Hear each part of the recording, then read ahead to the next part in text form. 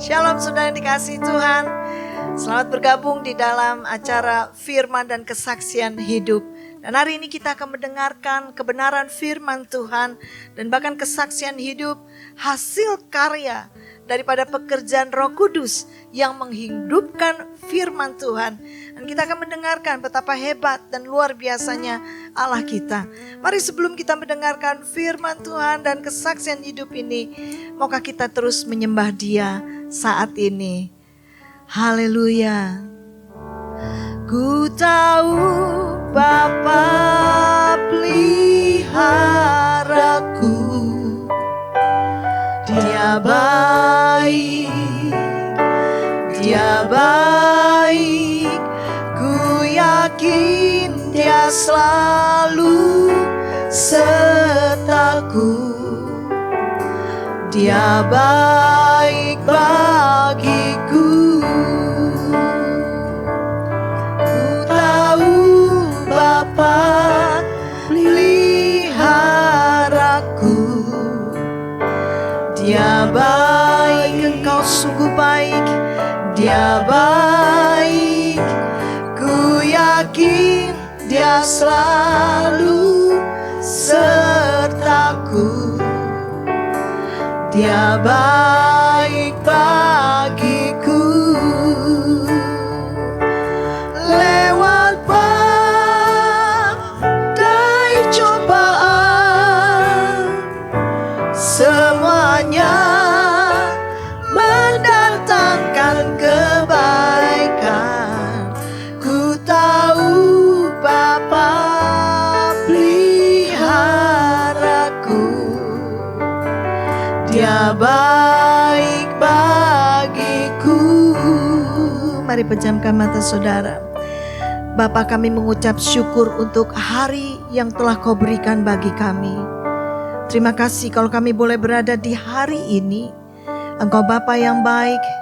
Engkau memberi kesempatan untuk kami untuk menjadi lebih baik daripada waktu yang lalu, untuk dapat lebih lagi memuliakan nama-Mu dan urapi sepanjang firman dan kesaksian hidup ini. Urapi setiap anak-anak-Mu yang bergabung, yang bersama-sama dengan kami. Kami rindu kehadiran-Mu, ya Allah Roh Kudus.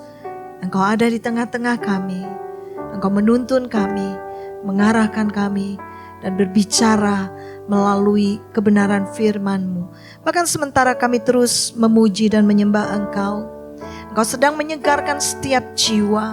Engkau memulihkan setiap hati. Dan bahkan Tuhan, ada kesembuhan yang terjadi. Ada kelepasan dan kemerdekaan terjadi saat ini. Terima kasih Tuhan. Kami menyatakan sekali lagi kebaikan-Mu dalam kehidupan ini. Dan iman kami berkata, kami tahu Engkau baik dan tidak berubah. Haleluya. Kasih Tuhan tak berkesudahan, tak habis-habisnya rahmat-Nya, selalu baru setiap pagi, baru setiap pagi. Besar setiamu Tuhan, besar setiamu. Mari angkat tangan kita, katakan kepada Dia, kasih Tuhan tak berkesudahan, tak habis-habisnya rahmat-Nya, selalu baru setiap pagi, baru setiap pagi. Besar setiamu Tuhan, besar setiamu, besar setiamu Tuhan, besar setiamu. Katakan katakan sekali lagi. Haleluya. Besar setiamu Tuhan, besar setiamu. Haleluya, haleluya. Sungguh kasih setiamu tiada berkesudahan dan tak pernah habisnya, karena kemurahan-Mu hebat, karena anugerah-Mu dan kasih sayang-Mu bagi setiap kami. Terima kasih Bapa.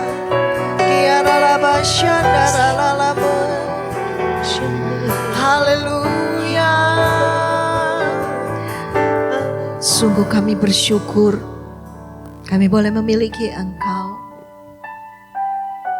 dan kasih-Mu panjang, sabar, luas dan lebar, dalamnya tidak terselami, tingginya sungguh tidak dapat dihitung Tuhan.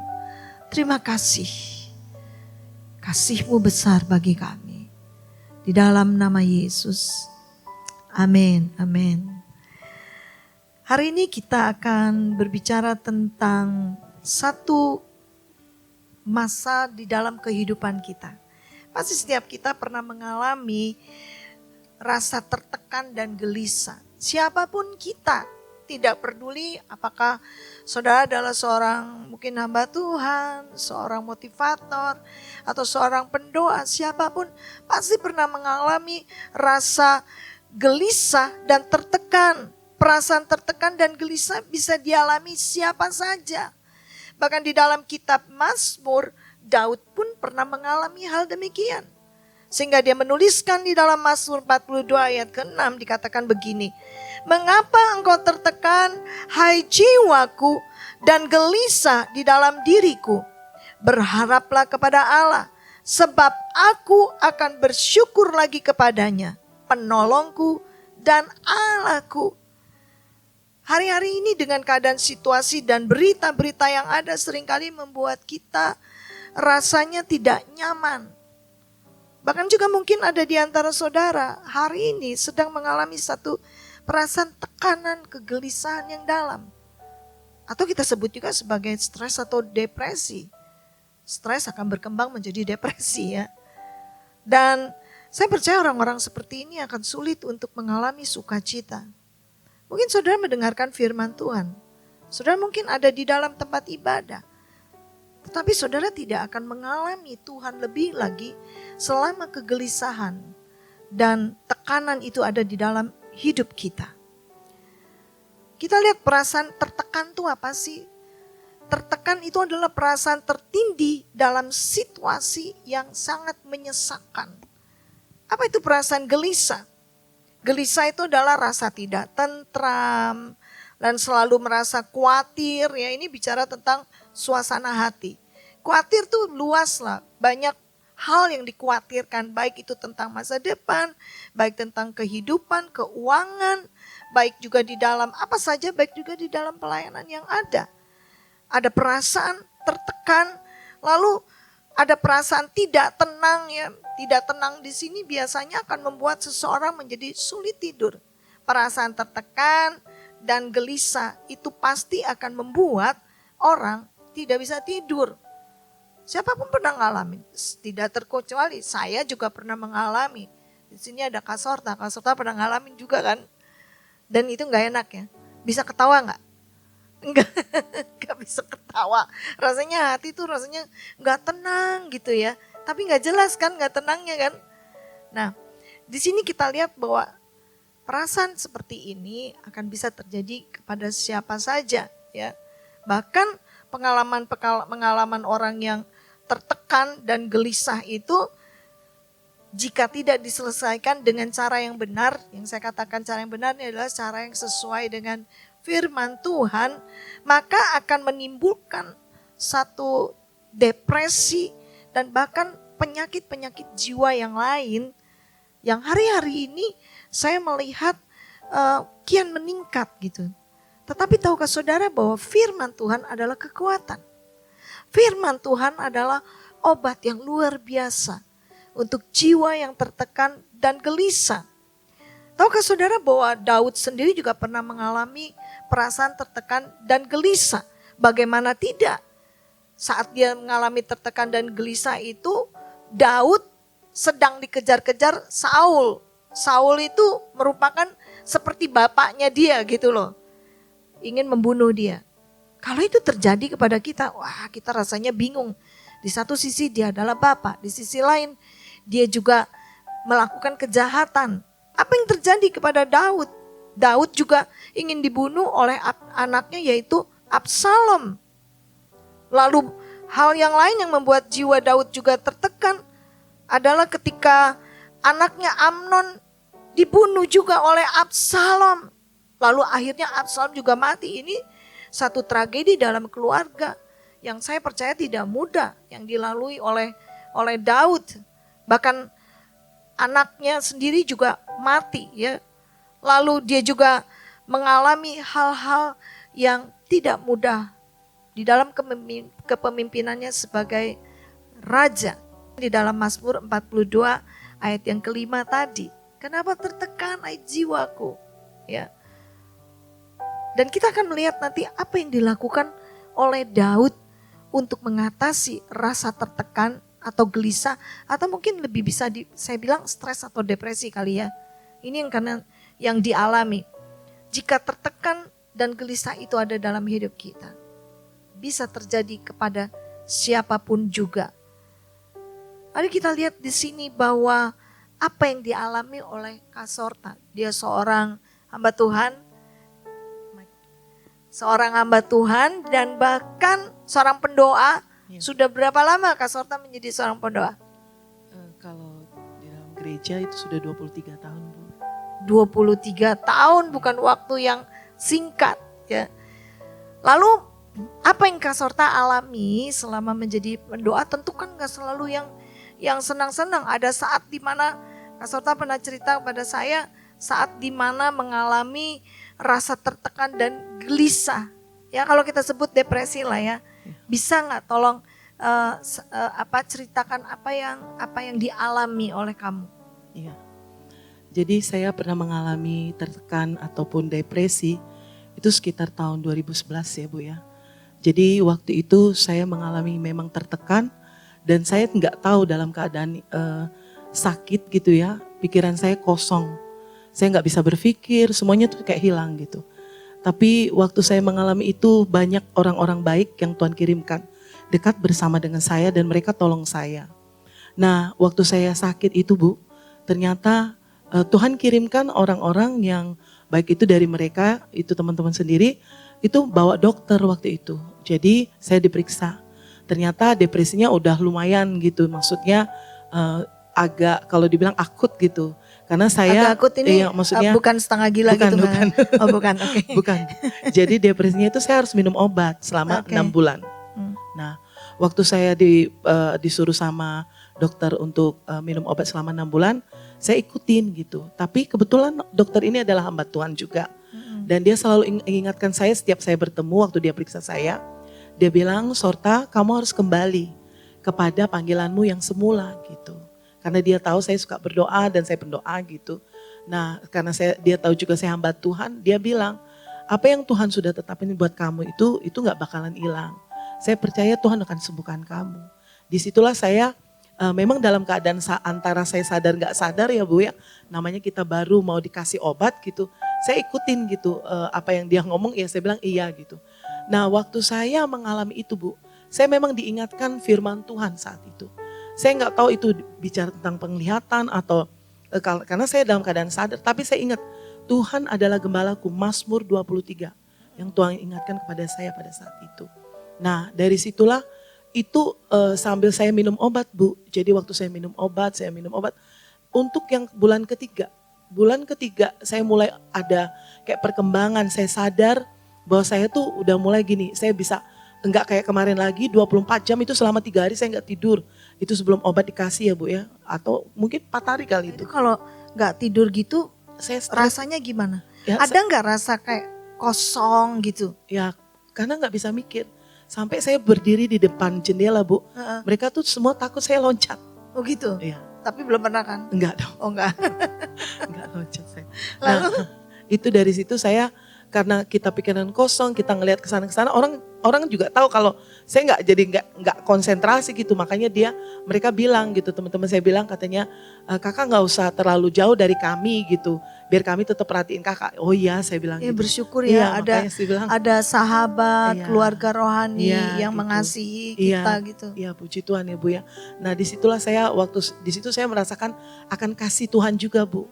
Jadi dalam pemeliharaan Tuhan waktu saya sakit, saya depresi, saya tidak memiliki maksudnya keluarga yang kandung gitu, tapi Tuhan kirimkan orang-orang yang baik yang ada di sekitar saya.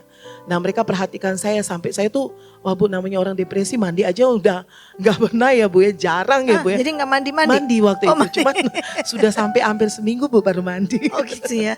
Iya. Karena pikirannya Iya, kosong, sehingga iya. aktivitas yang harusnya dilakukan secara normal Iya. jadi tidak bisa dilakukan gitu kan. Betul, sampai makan juga enggak Bu. Saya sempat turun 10 kilo. Luar Itu buat biasa. buat saya seneng banget itu Bu. Tapi jangan sampai Iya, mau sakit, turun iya, berat badan harus iya. depresi dulu kali. Jangan Bu, jangan ya. sampai gitu Bu. Nah disitulah waktu saya ngalamin itu, saya lihat gini, Tuhan itu baik kepada kehidupan saya. Saya lihat orang-orang yang dikirimkan Tuhan itu dokter gitu ya. Jadi dia bilang katanya kamu harus kembali. Di situ baru firman Tuhan itu saya perkatakan terus Bu. Jadi saya memperkatakan Tuhan adalah gembalaku, sama Mazmur 91. Tuhan adalah perlindunganku. Dan di situ saya memperkatakan, saya baca firman Tuhan. Enggak tahu kenapa, enggak sampai bulan keempat Bu. Obat yang saya minum itu saya stop. Karena apa Ibu? Karena saya mengalami pikiran saya kembali. Jadi saya mulai ingat gitu. Akan kebaikan Tuhan, saya ingat mama saya ingat orang tua saya, pokoknya keluarga saya, teman-teman saya bisa sebutin nama mereka. Waktu saya ada di dekat mereka, saya nggak bisa sebutin nama mereka Bu. Karena kosong pikiran kan, saya nggak tahu itu siapa. Ternyata waktu saya di situ, saya tahu bahwa Tuhan itu baik. Disitulah saya melihat gini, wah luar biasa Tuhan itu ya. Saya bisa ingat mereka semua waktu itu Bu, itu aja. Haleluya. Wow, saya percaya pengalaman dari Kak Sorta itu tidak mudah. Mungkin saudara akan bertanya, ini seorang hamba Tuhan, seorang pendoa yang biasa mendoakan, bahkan Kak Sorta juga sering mendoakan orang lain, doain untuk pelepasan macam-macam. Tapi kenapa bisa terjadi di dalam diri kita? Bahwa kita adalah manusia yang fragile. Kita apapun yang ada bisa terjadi dalam hidup kita. Yang penting apa yang firman Tuhan katakan, 7 kali orang benar bisa jatuh, tapi 1 kali dia bangkit. Dan saya melihat bagaimana Kak Sorta bangkit. Sesuatu yang realistis bahwa hamba Tuhan pendoa itu manusia yang sama yang bisa mengalami hal-hal yang terjadi kepada orang lain, sama seperti Daud juga mengalami begitu. Bahkan Ayub juga mengalami kegelisahan karena satu pertanyaan di dalam hidup ini, kenapa kok itu bisa terjadi dalam hidup dia? Sementara melakukan hal yang baik, sementara Kak Sorta juga melakukan yang baik. Ada situasi di dalam hidup kita yang kadang-kadang tanpa kita mengerti, itu bisa membuat kita menjadi begitu gelisah dan tertekan. Apalagi ketika kita mungkin memikirkan tentang masa depan, ya, yang hari ini kita tidak tahu seperti apa. Atau bahkan juga mungkin hal-hal kejahatan yang orang lain lakukan dalam hidup kita. Mungkin mengalami tekanan, fitnahan, atau juga perkataan-perkataan yang tidak baik. Seringkali ketika kita ingin coba untuk menyelesaikannya sendiri, ternyata yang ada adalah hasilnya kegelisahan dan juga satu tekanan. Nah, mari kita belajar dari kehidupan Daud. Tadi kita belajar dari apa yang Kak Sorta katakan. Yang membuat dia sembuh adalah kekuatan firman Tuhan yang diperkatakan. Ini benar juga ya, firman Tuhan tuh benar-benar luar biasa, dia lebih tajam daripada pedang bermata dua. Dan firman Tuhan itu menyembuhkan. Dan kita melihat apa yang terjadi dalam kehidupan Kak Sorta. Hari ini dia semangat luar biasa. Kalau berdoa menggelegar. Ya, saya percaya bahwa firman itu kekuatan. Dan kalau Tuhan izinkan dalam hidup kita harus melewati lembah yang gak enak, situasi yang gak enak.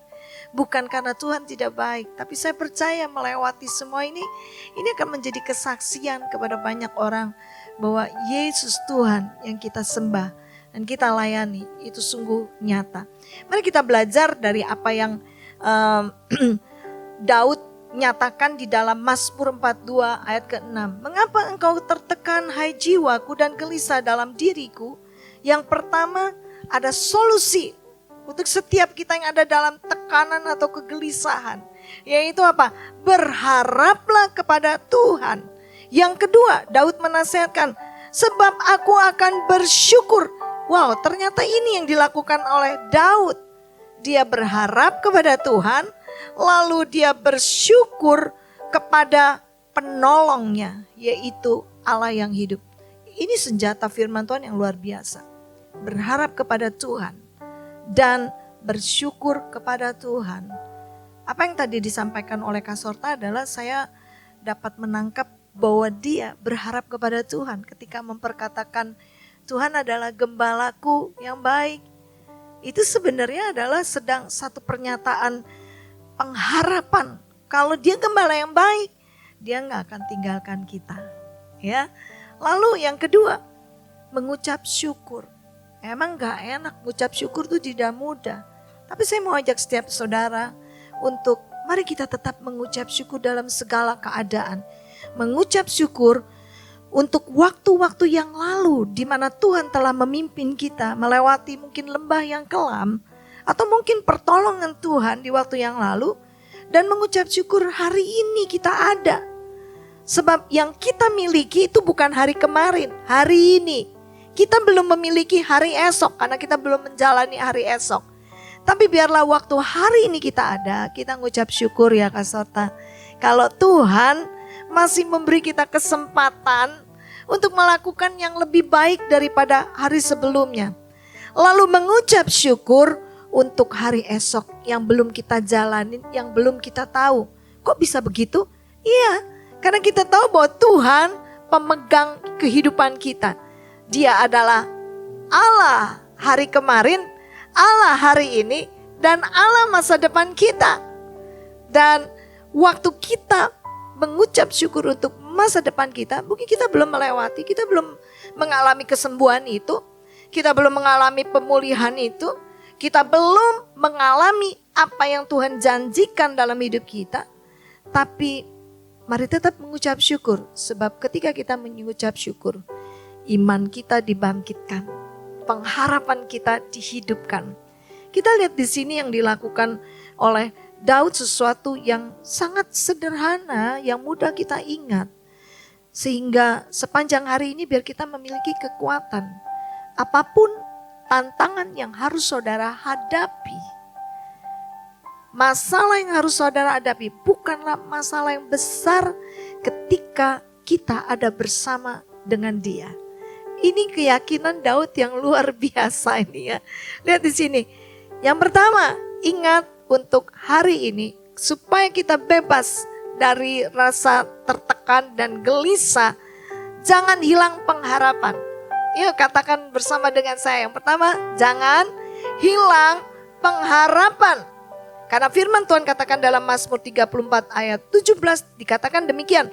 Apabila orang-orang benar itu berseru-seru, maka Tuhan mendengar dan melepaskan mereka dari segala kesesakannya. Jadi mari kita berseru pada Tuhan, jangan hilang pengharapan. Yang kedua, mengucap syukur dalam segala hal. Katakan bersama dengan saya, mengucap syukur dalam segala hal. Segala hal, baik atau tidak baik, enak atau tidak enak, mengucap syukur. Lalu apa yang dituliskan Mazmur 107 ayat 13, maka berseru-serulah mereka kepada Tuhan dalam kesesakan mereka dan diselamatkannya lah mereka dari kecemasan mereka. Ini luar biasa lihat di sini bahwa Tuhan ada bersama dengan kita. Yang terakhir, yang ketiga, katakan begini, selalu ingat ada Tuhan yang menolong. Yang ketiga apa?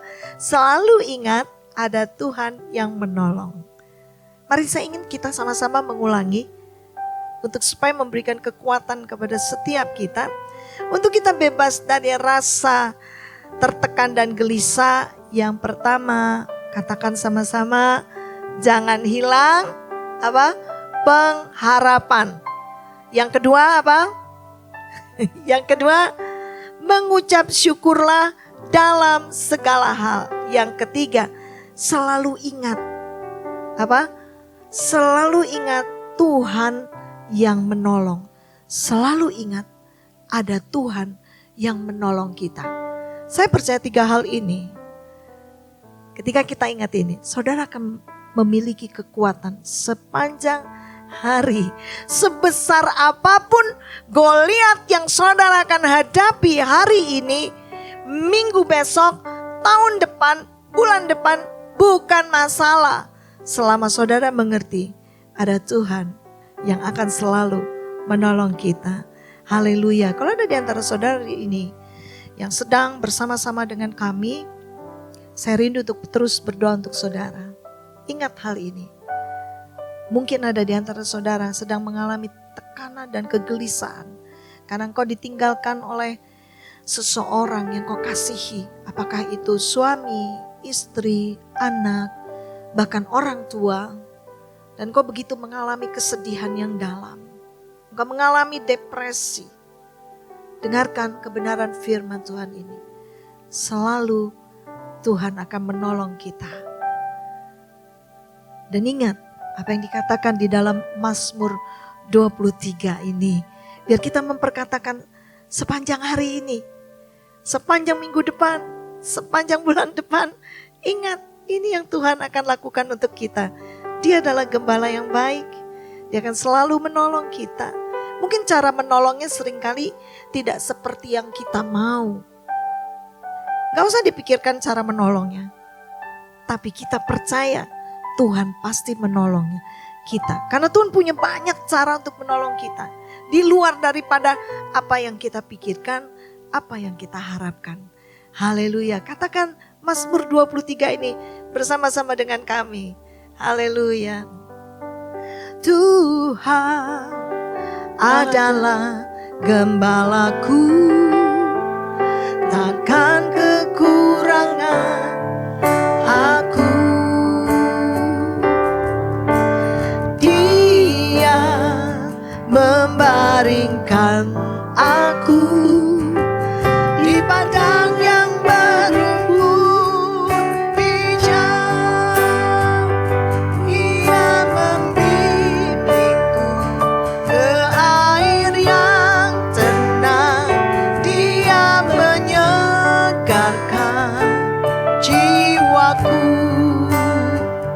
Dia menuntunku ke jalan yang benar. Oleh karena namanya, sekalipun aku berjalan dalam lembah kegelapan. Perkatakan firman Tuhan ini.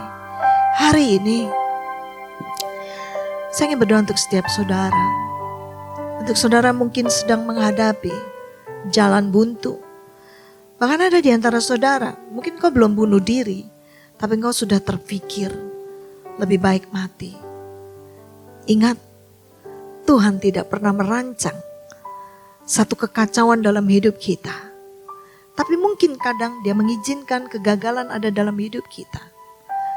Tapi bukan kehancuran. Sebab firman Tuhan juga berkata, 7 kali orang benar tergeletak, 1 kali dia akan bangkit. Kita bisa gagal, tapi bukan kita akan hancur. Selama Dia menjadi gembala agung kita, tetaplah berharap kepada Dia. Tetaplah mengucap syukur dalam segala hal. Karena Dia ada dan Dia selalu menolong kita. Pejamkan mata saudara.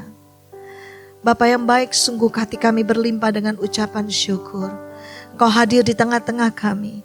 Hamba-Mu berdoa untuk setiap anak-anak-Mu yang berkata, tolong aku Tuhan, aku cemas, aku gelisah, aku tidak dapat tidur. Seringkali aku kosong pikiranku. Biarlah hari ini Roh Kudus Engkau menjamah hati-hati yang kosong. Hati-hati yang tertekan, hati yang gelisah.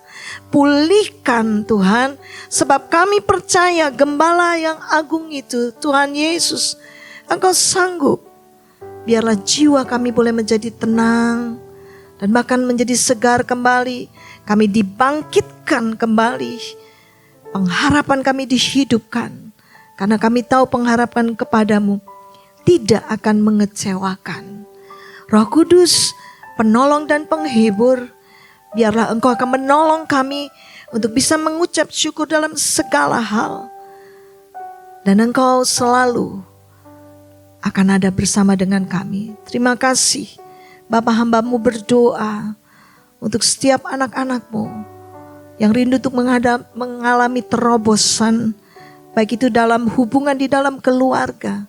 Kami katakan di dalam nama Yesus, perceraian tidak terjadi. Karena pengharapan dalam Kristus sanggup memulihkan pernikahan ini. Dan di dalam nama Yesus, tidak ada kemiskinan yang akan terjadi di antara orang-orang benar. Karena Yesus Tuhan, Gembala yang baik dan penolong yang baik. Terima kasih. Dan hari ini kami boleh mengalami Engkau kembali. Tuhan, Engkau baik. Terima kasih untuk firman-Mu. Terima kasih untuk kesaksian hidup yang telah disampaikan oleh hamba-Mu, Kak Sorta. Urapi dia, pakai hidup dia, lebih lagi untuk banyak memulihkan jiwa-jiwa. Terima kasih Tuhan, kami percaya melewati hari ini, kami mengalami kemenangan demi kemenangan, karena kami tahu Engkaulah Allah yang selalu jadi penolong dalam hidup kami. Pakai hidup kami untuk menjadi berkat buat banyak orang. Bukan saja Engkau yang memulihkan kami, tapi Engkau memakai kami juga untuk memulihkan banyak orang. Terpujilah nama-Mu yang hidup. Di dalam nama Tuhan Yesus, berkat-Mu tercurah untuk setiap kami yang ada. Dalam nama Yesus. Amin, amin, amin. Shalom saudara, sekali lagi Tuhan Yesus memberkati dan renungkan firman Tuhan hari ini supaya saudara mendapatkan kekuatan sepanjang hari ini. Tuhan Yesus memberkati.